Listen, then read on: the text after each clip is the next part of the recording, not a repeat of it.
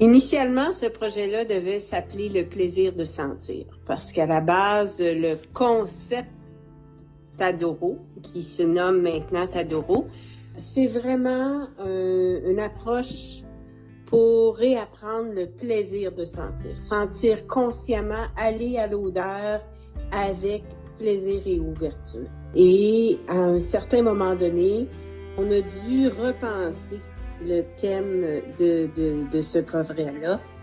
On a simplement pris toutes les lettres du mot odorat parce que c'est vraiment un hommage à l'odorat. Tadoro, on les a replacés pour en arriver à Tadoro, qui convient tout à fait parce que Tadoro en italien, ça veut dire s'aimer. Ça veut dire être en communion avec soi.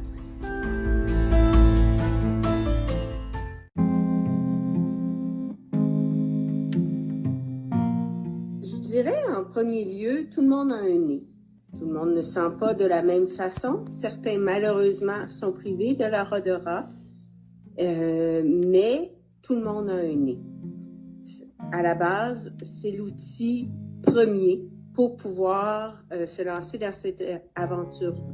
Sauf que si on va outre l'outil en tant que tel, je pense que ça prend juste beaucoup d'ouverture, un désir profond de communication avec les odeurs. C'est tout ce que ça prend. Passez ça, on laisse la magie opérer, c'est sûr qu'elle va être au rendez-vous.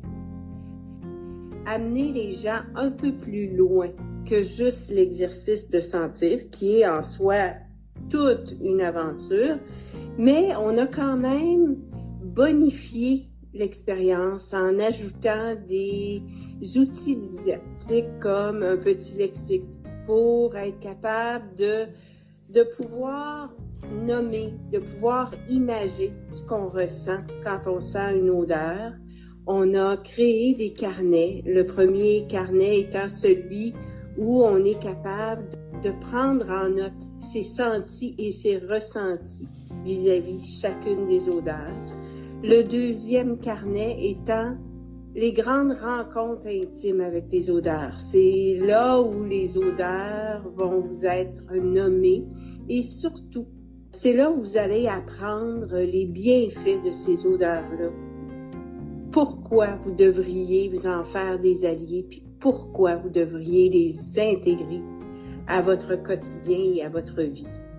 Les bienfaits sont multiples et ils sont à la fois simples et surprenants.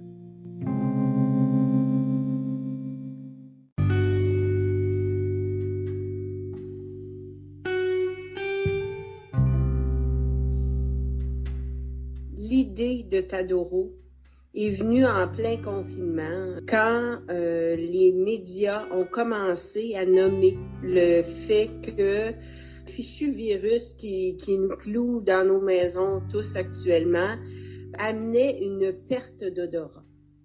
De là est venu un questionnement. Qu'est-ce qu'on a peur de perdre si on perd l'odorat? Et là est venue la grande idée de Tadoro. C'est-à-dire de redonner les notes de noblesse aux odeurs, qui sont souvent les sous-fifres, les mal aimés. L'odorat, c'est un sens merveilleux, c'est un sens excessivement participatif. Il va participer au goût, il va participer à bonifier une image. Si on voit une orange qui a de l'air juteuse et rayonnante, et qu'en plus on a l'odeur de l'orange, on vient d'amener le tout en 3 dimensions. L'odorat va faire ça. Sauf que l'odorat, on lui donne jamais la reconnaissance qu'elle se doit d'avoir. Et le parcours Tadoro est là pour ça. C'est-à-dire de ne pas respirer et sentir par défaut, mais bien d'en faire un geste conscient, d'aller directement à l'odeur et de reconnaître nos mémoires olfactives à travers chacune d'elles.